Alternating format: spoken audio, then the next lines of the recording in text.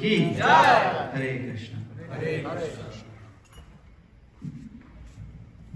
So I want to thank His Grace ISKCON Prabhu, my dear friend, and he's our leader, of course here, but also our leader in New York, the entire state of New York, and also a leader in our hearts, leading the way, coming closer to Krishna.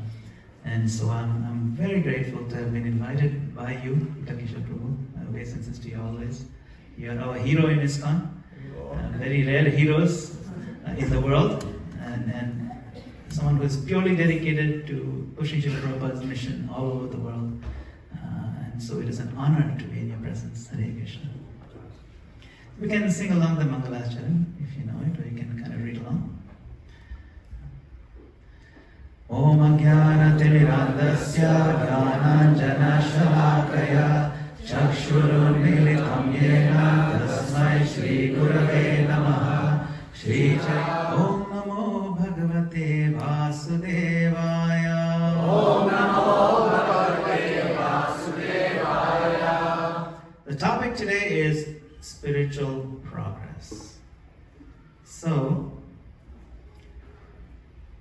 welcome to the International Society for Krishna Consciousness, founded by His Divine Grace A.C. Bhaktivedanta Swami Srila Prabhupada. Srila Prabhupada ki Jai. So, His Grace ISKCON Prabhu kindly invited me, why don't you give a class? I said, is there any topic? So he suggested a very specific topic.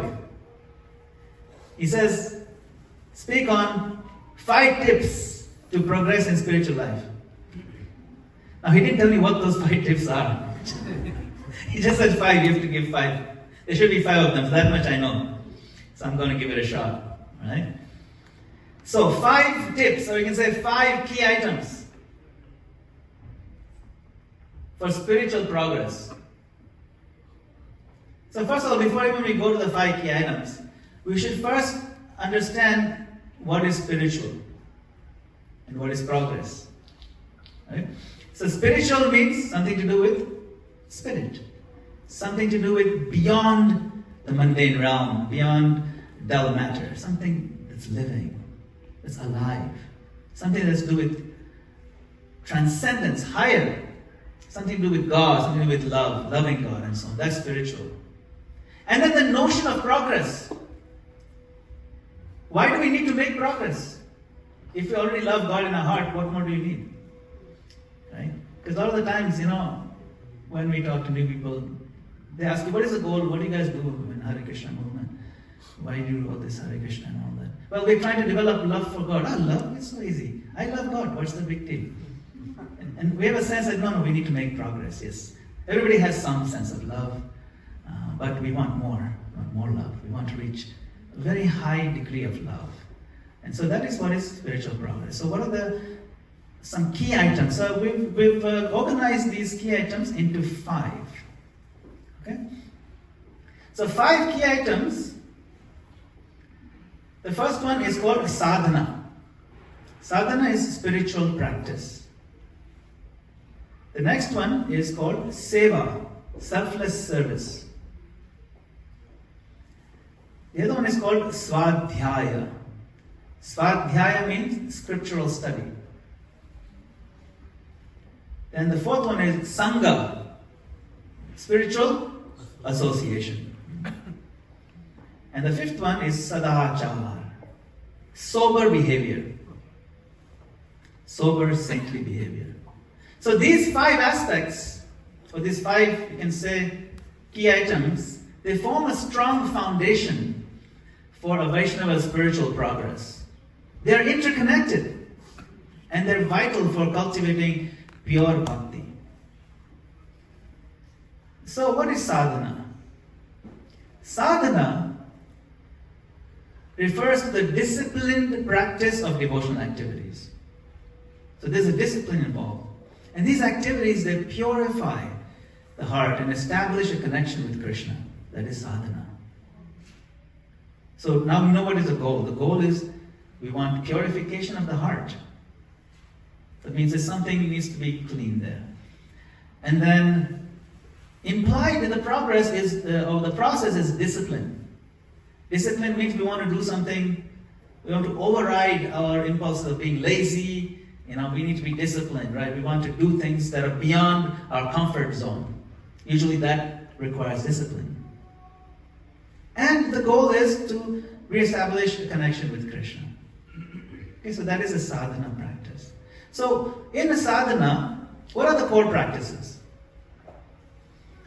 So the chanting of Hare Krishna, Krishna Krishna, Hare Hare, Hare Rama, Rama Rama, Hare Hare. That is very key. It's the very first thing we learn. That's the first thing Srila Prabhupada did when he came to America, when he started preaching. He didn't go to Tompkins Square Park and start speaking from Bhagavad Gita. What did he do? He took the kartals and started chanting Hare Krishna. And from that chanting under the tree, we are all here because of that. So that chanting is key. Then regular attendance of the temple programs, all of you are doing here. Then we have the 4 regulative principles: no meat eating, no gambling, no intoxication, no illicit sex. These are the 4 regular principles that we follow so that we have a clean heart from which we can offer our devotional service. So that's the core practices. Another aspect of sadhana is regulation. So Srila Prabhupada says sadhana bhakti is practicing. It's in the morning walk. Truth is there, but how to be intimately connected with the truth. That is sadhana. This is, he said, in the morning walk. So regulation means moderation. Regulation helps us to be disciplined. And these are moderation and discipline are key success factors in our sadhana practice. Even Krishna talks about it in Gita, isn't it? He says, he who is temperate in habits of eating, sleeping, working, recreation, can mitigate all pains by practicing the yoga system. So you have to be moderate. You don't eat too much, you don't eat too little. Of course, I focus on don't eat too little, but still, we should. And then, of course, you have to sleep just enough, don't sleep too much, and so on. When you balance life, then what happens? You get a sense of clarity. Things make sense more readily. Things are not so cloudy. And you cultivate the platform of goodness. Goodness by itself is not spiritual, but goodness is required for spiritual knowledge to make it past through our barriers. That's why goodness is cultivated. You see? That is why goodness is so important. Is that when you're regulated, you're focused, then knowledge can take place more easily. Okay? Then some more practical tips. Set a fixed routine for chanting and for hearing and for reading. Increase the focus. Find ways to increase focus. We'll talk about this towards the end a little bit more. Okay? Now, what is the impact of sadhana? When you follow sadhana nicely, the impact is it cleanses the heart of anarthas, unwanted things, unwanted desires. Gradually. You see how you're going one step by step. If you do a little bit every day, discipline pays off a lot more than, occasional doses of high motivation. I want to be motivated, yes. No, just a little bit every day. Just need a little bit of motivation to cross that baby step. At the end of the year, you're way far ahead compared to if you had 3-4 times you did high motivation things, because it's, you won't make it that far. That's why sadhana, regulation, every day is much better. Okay. Imagine how much water do you think you should be drinking in 1 year? Like maybe hundreds of gallons if you count the whole year. But imagine I tell you, okay, from January to October you don't drink any water. And October, December, drink big gallons just to make up for it. It doesn't work like that. Your body needs water every day, a little bit. So similarly, sadhana, do it every day. It's like vitamins. So that is the first. You notice I start with S. Sadhana. The next one is seva. Very good. Even in English, it's starting with S. Selfless service, rendered for the pleasure of Krishna and his devotees. The purpose of the service is to please Krishna. It includes practical as well as devotional activities, pragmatic things. So seva, what is the goal of seva? The goal of seva is to connect with Krishna. Prabhupada taught that service is not just a physical activity, but a spiritual act of devotion that brings one closer to Krishna. How does he translate bhakti in all his books? He doesn't say devotional love, he says devotional service. Bhakti is one word, but he translates as devotional, not love, but service, because people can misconstrue love. Service is very clear, you're doing something. Anybody know the definition of bhakti according to Narad Pancharatra? I'll give you a clue. The verse ends with bhaktir uchyate. This is called bhakti. You know that verse. It ends with bhaktir uchyate. Not uttama. Bhaktir uchyate. Definition. Uchyate means the definition. Yes. It says start from the beginning. If I give you the first word, you'll know. That's it. Sarvapadi vinir muktam tat paratvena nirmalam rishikena rishikesha sevanam bhaktir uchyate. This is called bhakti. What is it? You give up all your designations, sarvapadi vinir muktam, this material designations, and become cleansed of them, nirmalam. Then you serve the senses of rishikesha, Krishna. How do you serve the senses? You do something. You don't serve someone's senses by thinking. Thinking is also part of it, but you do something tangible. You see, that is seva. It's transcendental. In Bhagavad Gita, Krishna says, whatever you do, whatever you eat, whatever you offer, whatever you give away, these are all things we do, right? Pragmatic things. Whatever austerities you perform, do it for me, as an offering to me. This is the essence of seva. Now, for seva to be most impactful, it has to be selfless. In the sense that it's devoid of ulterior motives. Right? So it is performed purely out of love for Krishna and his, and his creation. You love him, you love his people, you love his devotees. It's not that what do I get out of it for my self-aggrandizement. No. We get something, we get immediate sense of peace, but we don't even do it for that. We do it to please the beloved. That's all. Even if it means we get a headache. That's okay, but my beloved is pleased. So as Prabhupada said, it's not what can I get out of it, but what can I give to Krishna and to his devotees. Another aspect of this seva that we can think about is, what can I do practically then? So a lot of you are doing some practical things. For example, cleaning. Cleaning is very important. There's always a classic, everybody says, it's a classic example of doing seva, cleaning the temple. So then we can judge. We can judge by seeing the temple. That's all. So if the temple is clean, that means collectively we are doing good. That's the classic example. There's cleaning, there's preaching, you go out and distribute books, so you go out and open more bhakti vrikshas, you open one in Canton, and then you move to Ann Arbor, and so many things. You have to keep doing that. Making garlands, look at the garlands on the deities, garlands of Srila Prabhupada. These are made with love by the devotees. Cooking is taking place every day, not just on Sunday. Sunday is a bigger scale. So many things, isn't it? So this is seva. Sometimes someone says, someone told Prabhupada, Manav seva is Madhav seva. You serve humanity, that's the same as serving Madhav, Krishna. And Prabhupada said, yes, what we are doing, is that not serving humanity? In fact, it is the highest type of Manav seva. So we cannot say that we don't believe in Manav seva, we believe in Madhav seva. No. In ISKCON, our number one priority is Manav seva. Number one. We know how to do Manav seva. We can even claim nobody else knows. Nobody else knows the top way of doing Manav seva.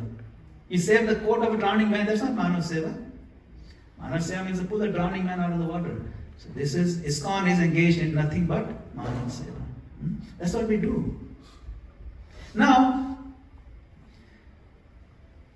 what are the impact or what is the result of doing selfless seva? In the community, it fosters unity. The word unity is in the word community, isn't it? You can't have community without unity, otherwise it's just common. So you need unity, but that unity has to be real, not just like a show. And that happens when you do seva selflessly, isn't it? It fosters harmony, it fosters unity, and it purifies our heart. Also, what is the one thing that can completely destroy our Krishna consciousness? Envy? Yes? Aparadh. Envy leads to aparadh. Exactly. Offenses. And what is the solution if I've committed Vaishnava aparadh? Can I just start more?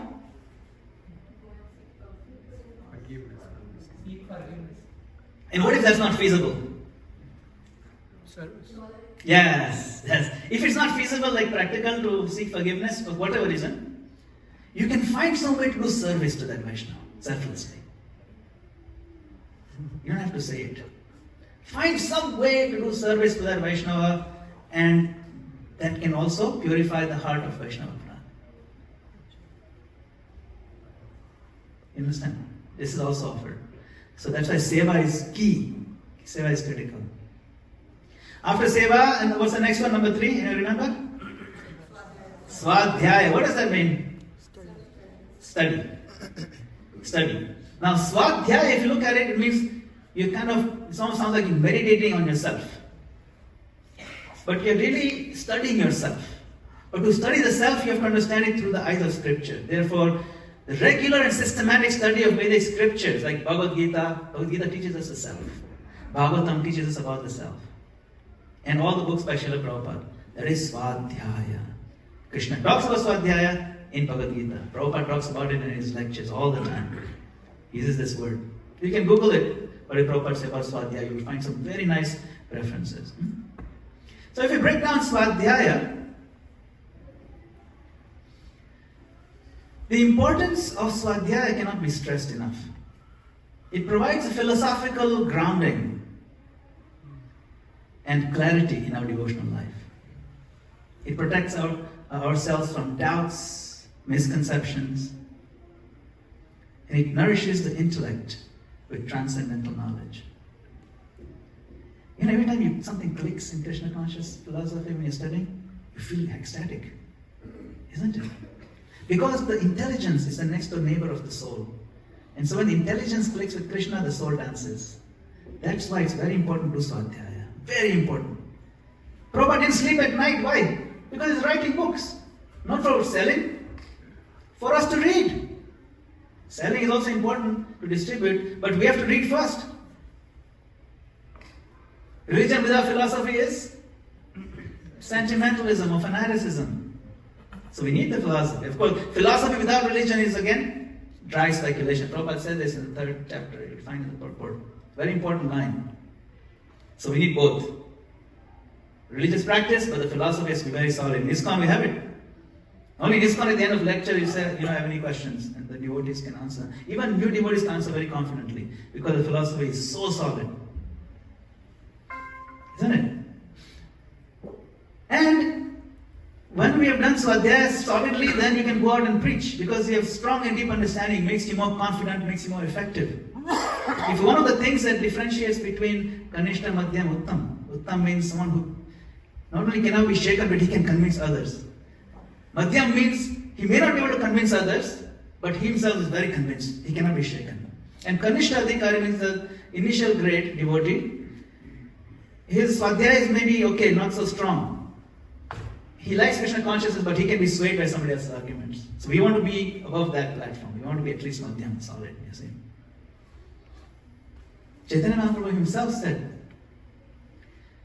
Siddhanta boliya chitte nakaro alasha iha hoite Krishna lage shudreda manasha. Siddhanta boliya chitte nakaro alash.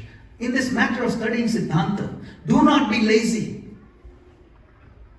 Mahaprabhu said, don't be lazy. I'm doing seva.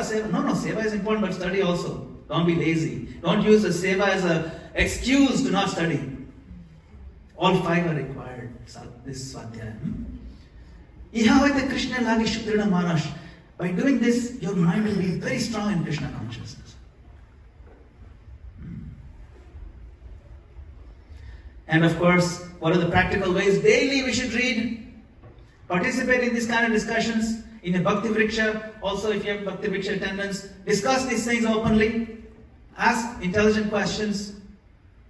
Sign up for Bhakti Shastri. I think some slots are still open. It's very good to take the Bhakti Shastri course. These courses, they kind of force us to study for the exam. And trust me, after the exam, you come and dance in front of the Lord. You'll be the highest jumper. Why? Because you've really squeezed your intelligence and got so close to Krishna. And then you see the deity. I'm not kidding you. This happened to me. Many years ago I took Bhakti Shastri. The exam was on Sunday. I finished the exam and the Kirtan was just starting. I was so happy. I didn't even know why. Not because the exam is over. But because so many things had clicked because they're squeezing. I'd written long essays and everything. So it's really nice. Do the course. Don't be lazy. Mahaprabhu has said, na karo alash. Okay? Practical ways.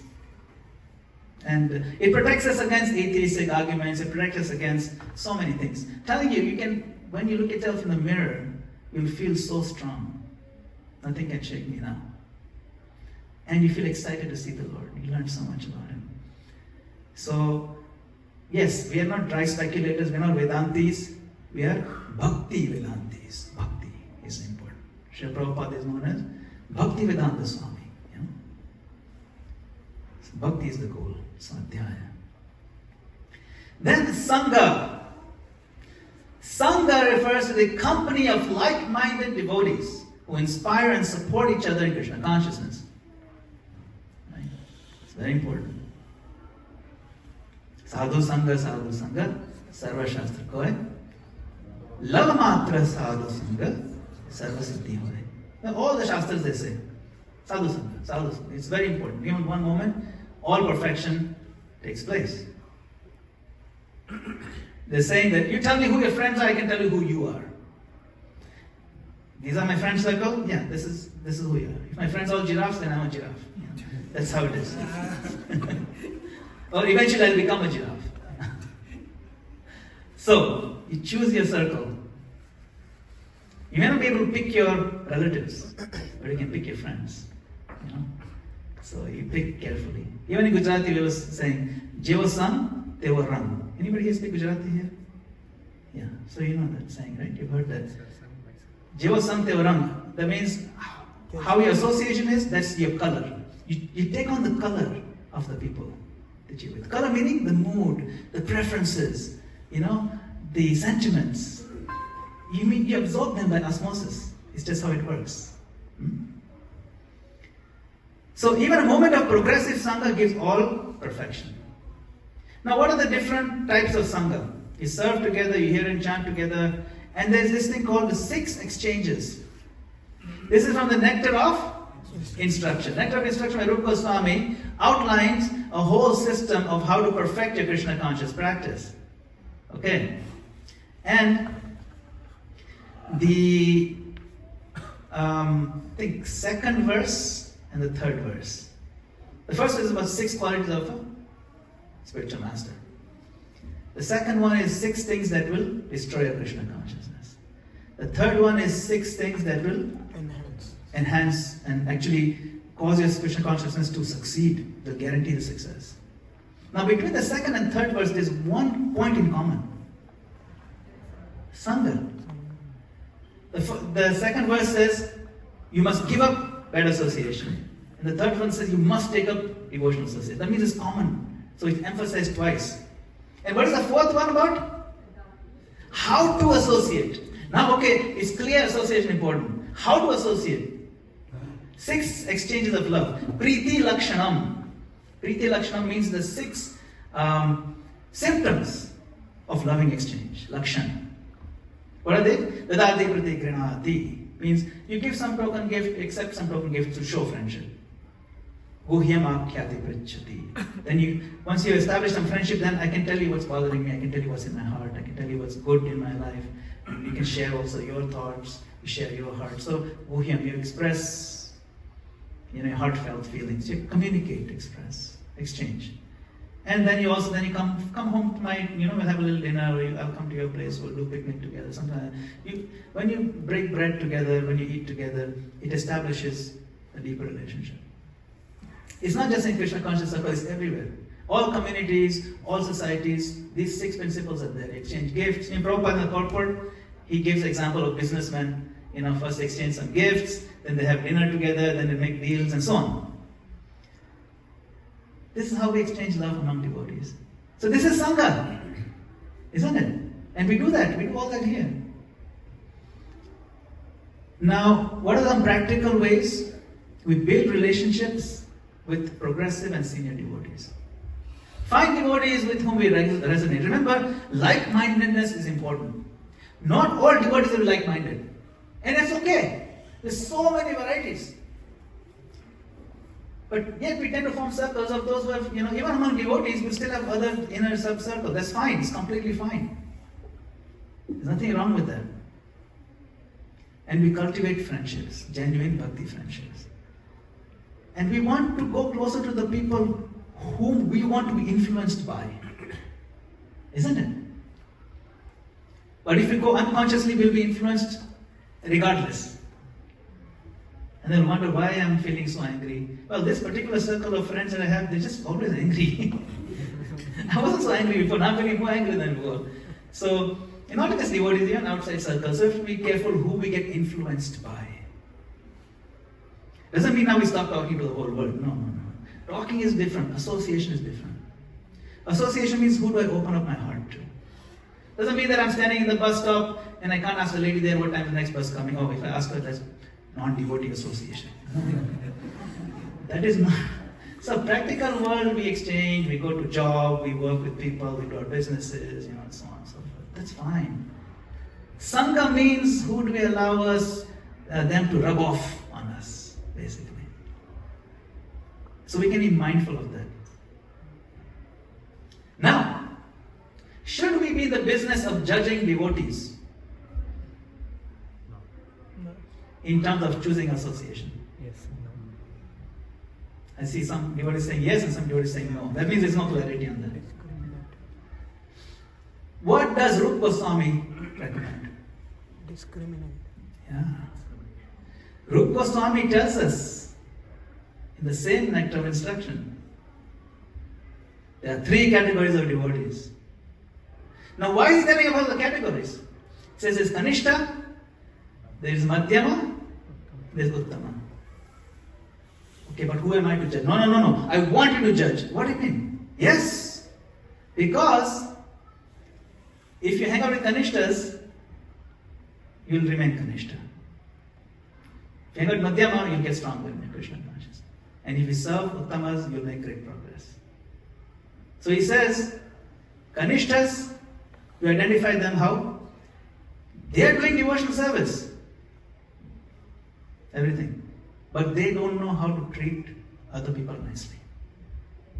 He says it. It's right there. Why is he writing this if he doesn't want us to use it? It becomes who am I to judge? No, we have to be careful who we sit next to, who we allow to influence us. If we feel a particular person does not know how to treat others nicely, they treat very harshly, very rudely, very roughly, that will rub off on me. In particular because they're devotees. These devotees he can do like I can also do.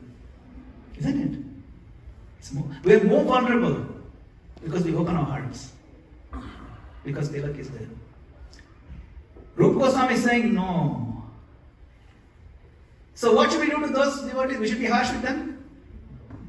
Should we be rude with them? Should we be disrespectful? What does he say we should do? Offer respects from a distance. Offer respects from a distance. I'm not making this up, Prabhu. I'm just reading the book. It's important. We offer respect from a distance. What that means is that we don't allow them to influence us. It means we have to be careful. Those qualities should not influence us. That's very important. If you see one devotee chanting with focus like this very nicely, another devotee just yapping and doing things like this, and also chanting, but also talking too much and looking at phone and then all kinds of other things, Which devotee would you rather be with? The one who's focused and very serious, isn't it? It's just very natural, simple thing. We want that habit to become mine, not the other habit. So similarly, we identify Kanishta, we offer obeisance from a distance. Then we see those who are Madhyamas as very serious, they know how to treat people very nicely. They're perfect, ladies and gentlemen. Perfect. Like to be with them is a pleasure. That is Madhyama Adhikari. And their philosophy is so strong, they're always smiling, they're happy. We want to be friends with them. So it says, build relationships with progressive and senior devotees. Progressive are the Madhyamas, and senior are the ones who are Uttamas. And Uttama means they're perfect in every way, and their only thing on the mind is how to give Krishna to others more and more and more. That's it. These qualities are written in the books. We don't need to make them up. Just need to apply. Then what happens, the impact of proper Sangha is that we will overcome Maya and will strengthen our faith. That is the impact. Okay? Prabhupada has built this movement, the whole house. We have to strengthen our Sangha. So if after this you notice people are offering you obeisances from a distance, then you have to do some work. Next one, Sadachar. Sadachar is the last one. Sadachar means Vaishnava etiquette, the proper conduct and etiquette as a Vaishnava reflecting humility, compassion and devotion. So what is Sadachar? Trinadapi sunichena taroriva saishnuna. Humbler than a blade of grass. So we want to be like those blades of grass over there. We're humbler than a blade of grass, respect for all living beings, and avoiding offenses. Aparadha. Vaishnava aparadha, Sila aparadha. What does aparadha mean? Apa means against. And Radha means Radha. How can we do anything against Radha?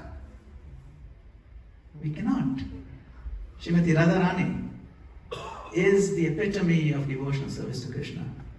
And if we do aparadha, means we're going against what Radharani stands for. We cannot.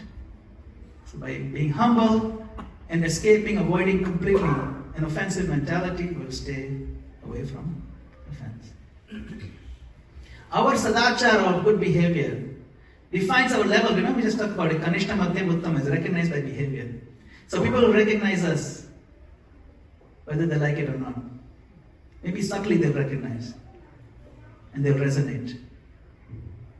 So if we are elevating ourselves to Madhyama, then people will benefit from our association. If we treat people very nicely, very fairly, selflessly, with love and care, that will show, And then we'll promote ourselves from Kanishta to Madhyama. And from Madhyama, we'll go to Uttama also. It's all about Sadachar, perfect behavior. So how can we upgrade our Sadachar? Speak and act respectfully. Like Krishna says in Gita also. Truth spoken eloquently. We speak it, like gently and something. It has to be beneficial, it has to be true and so on. So be respectful when you talk, genuinely. Don't be going around taunting people and being hurtful. Our words can be very hurtful. That. Who here has not been hurt by other people's words? All of us. It hurts like anything.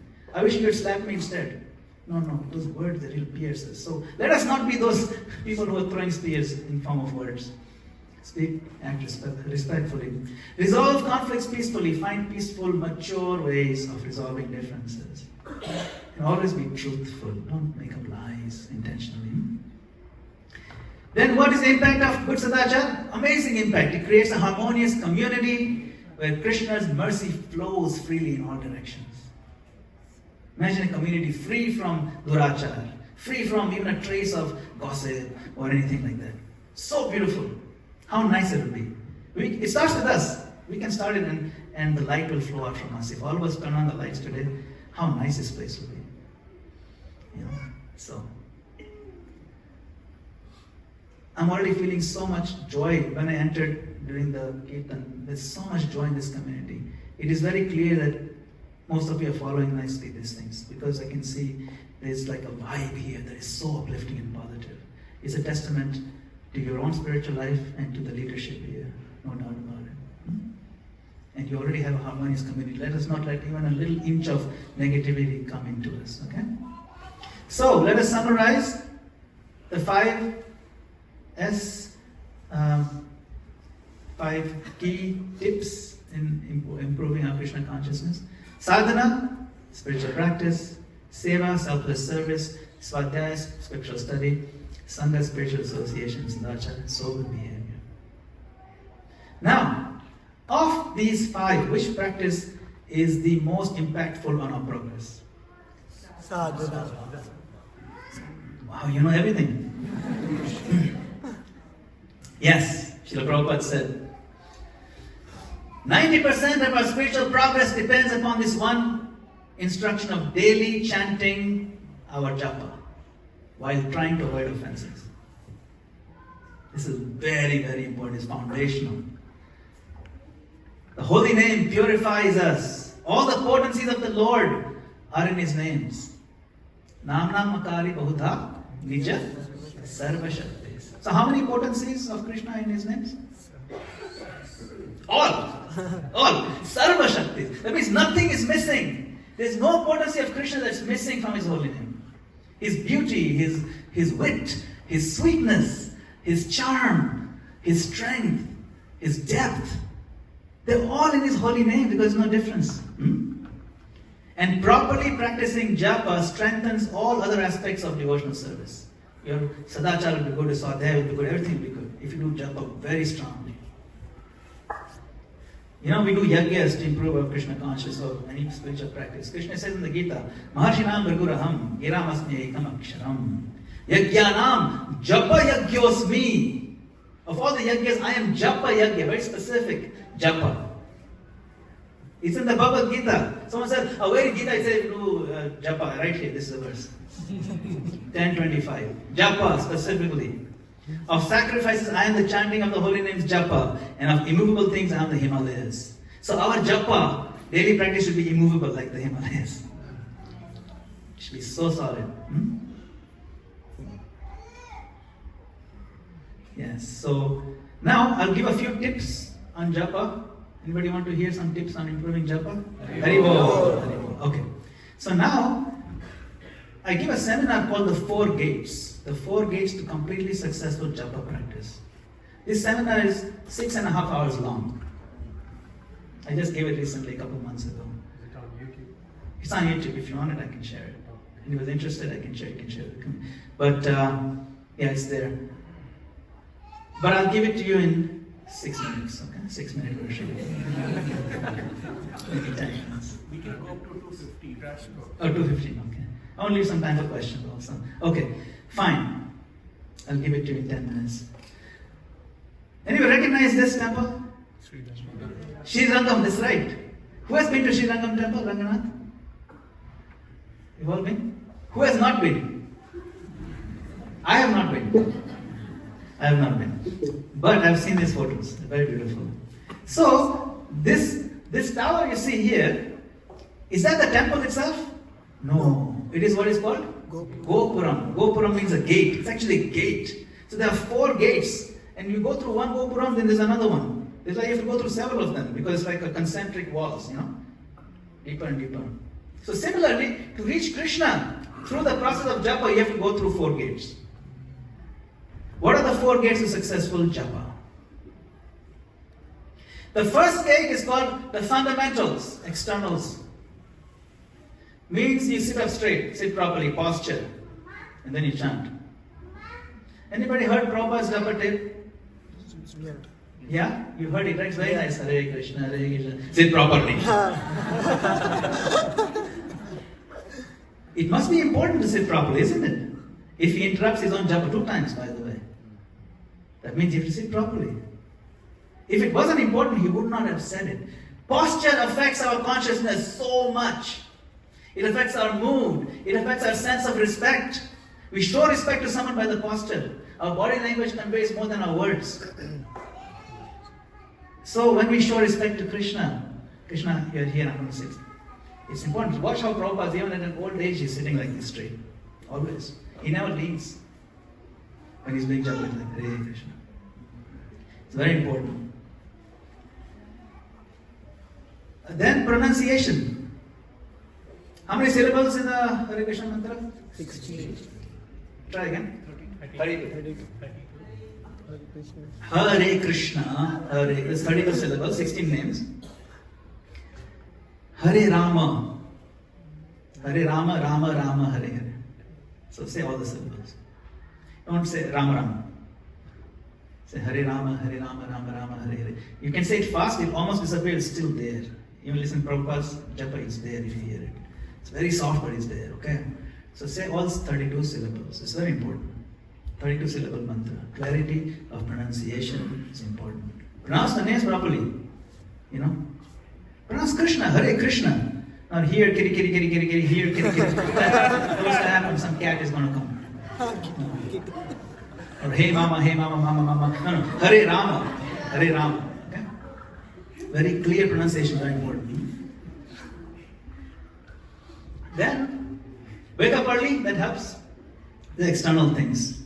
And, get enough rest and so on. Don't eat too much. Gate number 2. So now we've passed the first gate. That means we're doing all these things. We woke up early, sitting straight, we're pronouncing clearly. We're doing everything. We've passed the first gate. We're trying to prove to Krishna we're interested in Him. I'm giving you everything I've got. The next gate is the mind and the intellect. So, there's a whole exercise I will do a couple hours on how to control the mind. It's a whole thing, but I'll just briefly mention that it is possible if you do certain practices. But mainly if we are having a clear understanding of the identity of the holy name. Nama Chintamani Krishna Chaitanya Rasa Vigraha. Then let's go. Purna Shuddha Nityamukta Abhinnatva Nama Namino. There's no difference between Krishna and holy name. That we understand. Krishna, you are here. My goodness. Krishna, you're here. We get a real intellectual sense of His presence here. It's very clear philosophically what we're doing. And we get a sense of His presence. Fully. Okay? There's a second gate. The third gate is that of heartfelt emotions. Now this is beyond intellectual and mental capacities. This is now, emotion space is beyond rationality. This is where we can cry for Krishna. This is higher. Chaitanya Mahaprabhu is always crying for Krishna. You see videos of Srila Prabhupada, tears in his eyes all the time. It opens our feelings of love to the Lord. Now, we may not have love for God. We may not have love. However, we can access other love-adjacent feelings. Like gratitude. If you're grateful, we have so many things to be grateful for to Krishna. Imagine we let our heart be filled and flooded with a feeling of gratitude while we're chanting, and we can cry tears. My Lord, I can't express my gratitude. I'm not only a human being, you give me human body, on top of that association, on top of that, I don't have to worry about food or anything like that. If anything, I have to worry about eating too much. It's not, we can be grateful for our good fortune. A lot of the time we're just complaining about other things that we don't have. But if you're grateful to the Lord, and we can express it by thanking the Lord directly while we're chanting for this opportunity to chant. That's much closer to love than not expressing any feelings. This is called love adjacent. It's not love, but it's a stepping stone to love. And if you do this enough times, you'll have love. So what are some of these feelings? Gratitude, appreciation, even remorse. You can cry with remorse. Hari Hari Vipale Janama-gopāla. Our acharyas sing remorseful bhajans all the time. Right? Manusha Janama Paya Radha Krishna Na Bhajiya Jani Shunya Vishkaya. My dear Hari, fruitlessly I've wasted my life.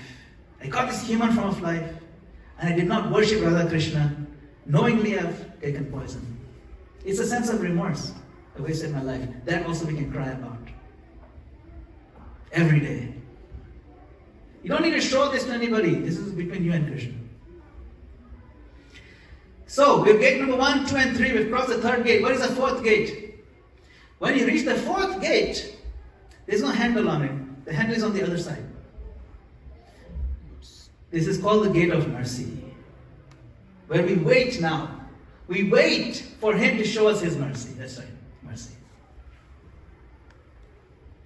Remember, everybody is eligible to approach the Lord for His mercy. But we make ourselves more receptive to His mercy by first giving Him everything we've got.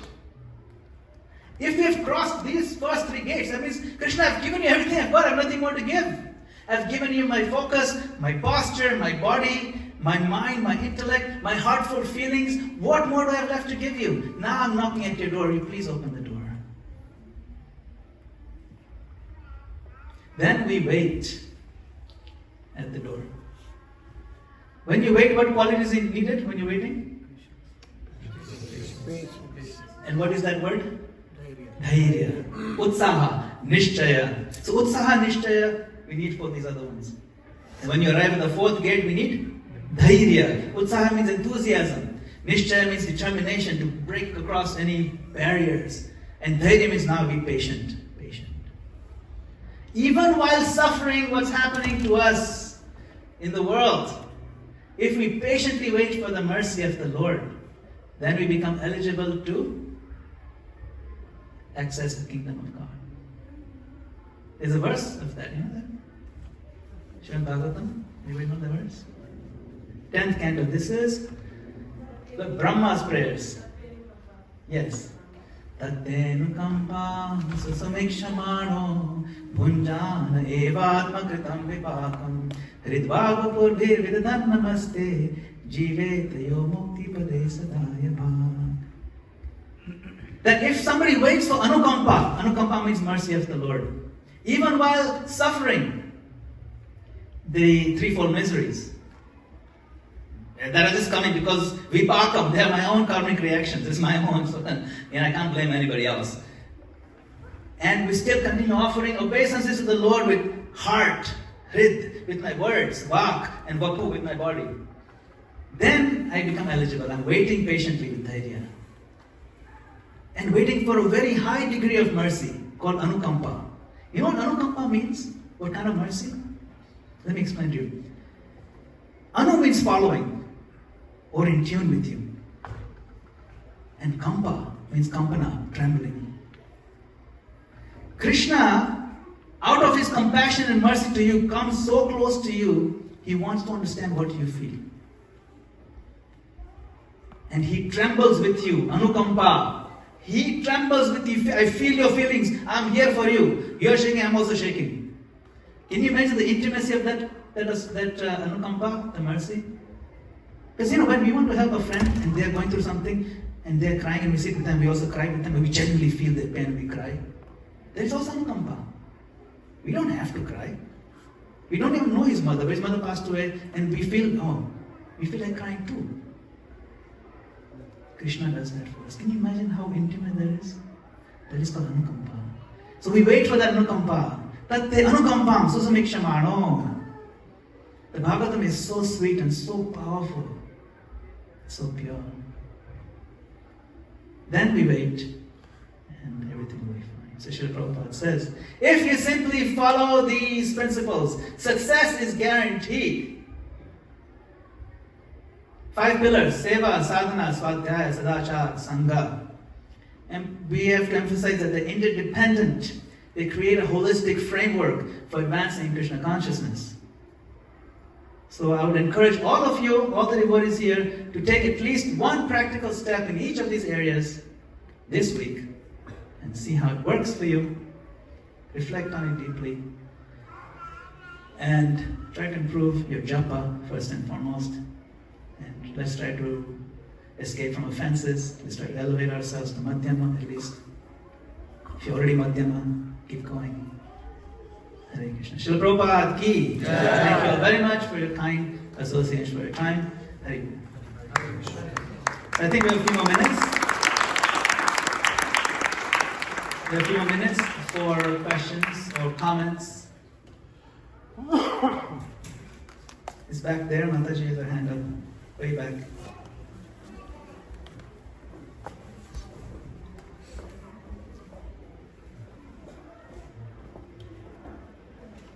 Hare Krishna Prabhuji, Dandot Pranam, Jai Shri Prabhupada. So my question, very beautiful class Prabhuji. My question was, you said we have to treat everyone respectfully, either by associating with them or from far away. So my question was, even our children are devotees too. So when they act up and throw tantrum, how to respectfully correct them as parents? Yeah, Hare Krishna. Children are different entities.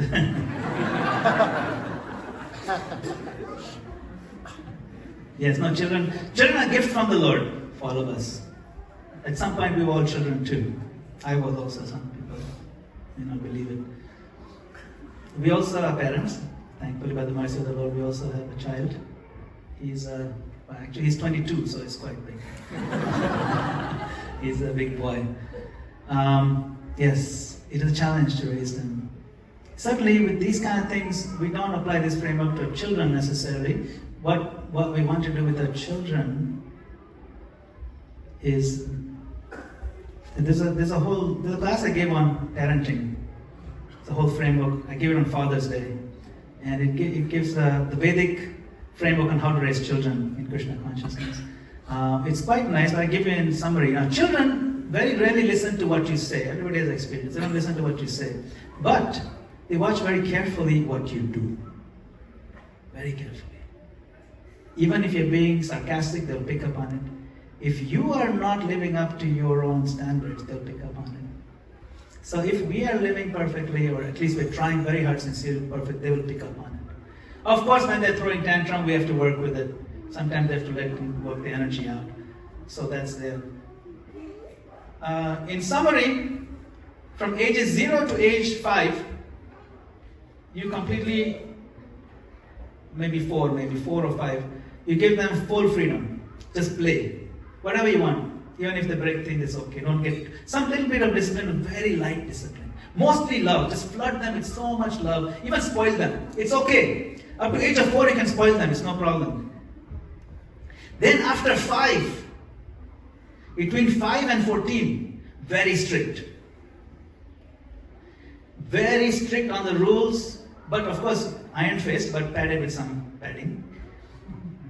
Some care or some love also is not there. But uncompromising on the principles.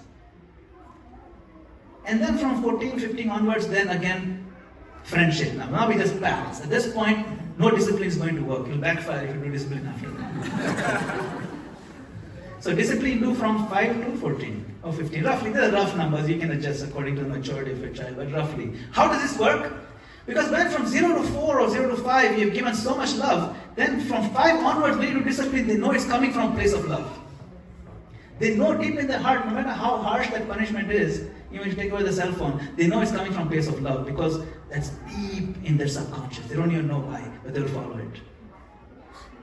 That's how the growth works.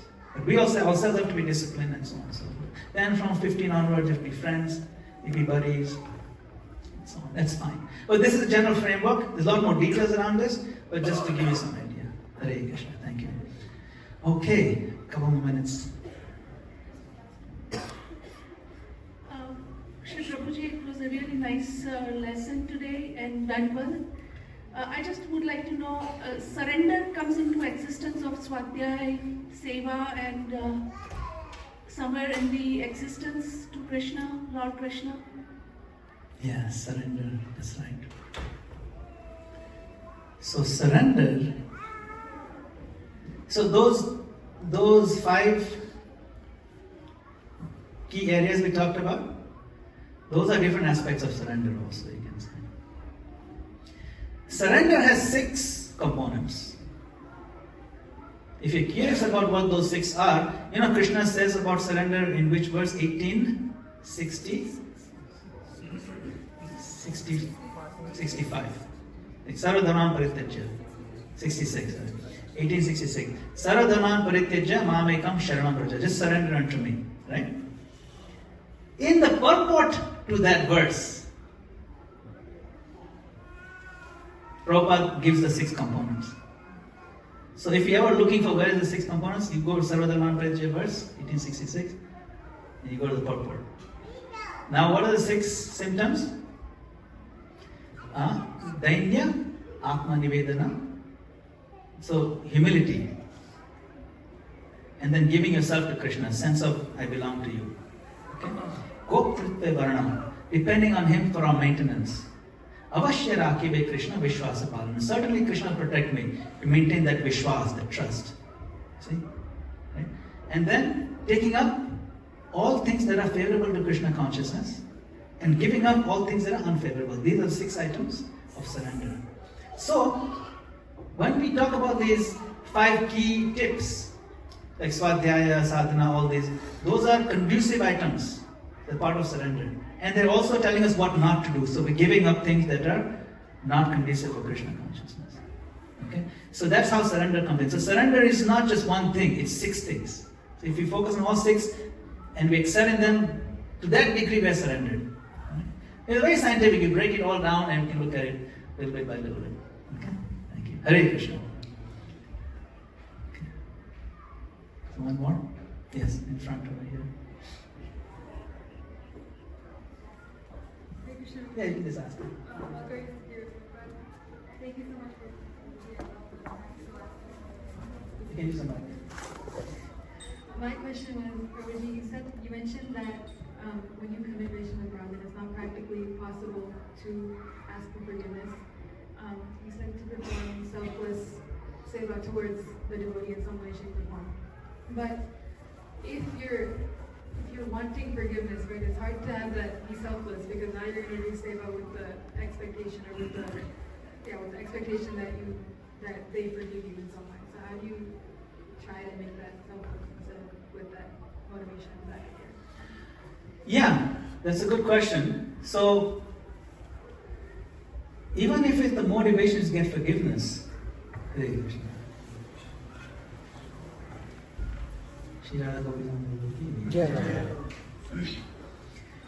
If the motivation is to please Krishna by an act of serving a devotee, and also the motivation is to get forgiveness, receiving forgiveness is not considered a selfish act. It may sound like a selfish act because it's for me, for my benefit. But ultimately it is because I want to be a better devotee for Krishna. Selfish things is generally for my sense pleasure or self-aggrandizement. That's what's called selfish.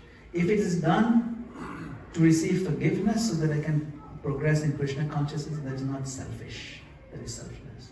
You know? To be selfish in one sense, like swartha. The word swartha is there in Sanskrit. Swartha, generally in Hindi is translated as selfishness. Swarthi. A swarthi person is considered selfish. But doing something for the benefit of the self, the proper Sanskrit meaning of the word swartha is a positive thing. Because you know the self. Nate vidu swartha gatim hi Vishnu. Who says that? Prahlad Maharaj says this. That though they don't know what is real swartha, to serve Vishnu. They don't know what real selfishness is because they don't know the self. You see. If you know the self and you act on that platform, in one sense technically selfish, but it's not in the traditional negative selfish. Because now you know the self. See. To act on ego is nothing wrong. To act on false ego is a problem. See, that's why we use the term false ego. Ego just means identity. Identity isn't inherently bad or good. It just means who I think I am. Isn't it? That's why when you do something egotistical, people ask, who do you think you are? It's a question, comes out, it's a very philosophical question. Who do you think you are? It's very deep. It's a deep question. So, selfish and selfless is very subtle. But if you do it to please Krishna, to please the devotees with the final aim, not for your self-aggrandizement, then it's good. Always. Okay? Hare Krishna. Alright, I think we're out of time. I don't want to be between. Yes, one more, real quick. We have a few more seconds. Thank you so much for having us. Please start with my my question is on, like you said, about 3 levels of devotees, and second was Sadachara was like try to be like humble and then the way of prayers. It probably seems like contradiction for me. Please suggest something. Like when we are seeing others and seeing like whom we need to associate and what level, and then we thinking at the same time like we are humble on that, like being judging others or seeing others and then being humble same time. It's a little different. Yes. Right. No, that's why I brought it up. Who are we to judge somebody? If I judge somebody, that automatically takes me out of the category of humility. Isn't it? It makes me judgmental. Isn't it? But notice something. You notice something. When devotees are sitting in circles with prasadam plates, just form circles. I don't know if you do that here. We see sometimes. Or even if you go to cafeteria in high school, there are little tables that kids sit on. Now you've taken your plate and you go. And you have a choice of 10 tables. Which one do you choose? And why? You have to ask yourself that. How humble you are, forget about that. Which one do you choose and why? Those kids, they're the cool kids. If I end up with them, I'll also be cool. At least I learned to be cool. Because you want to be influenced. Or you want to be part of that group. Or you want to be friends with them. Or they're already friends with you. Why are they friends with you? If you trace it back to a choice. We always make choices in who we choose to get closer to. You're not equally close to everybody here. 100% guarantee. Nobody is. You'll always have your circle. You'll always be drawn to certain people. Why? That is what you have to evaluate using this criteria. You understand? Inevitably you have to choose. So one might as well choose wisely. That's all he's saying. It's nothing to do with your humility level, isn't it? Okay. It's not judgmental. He's just making a choice. Alright. Srila Prabhupada ki Jai. Hare Krishna. Thank you very much. Hare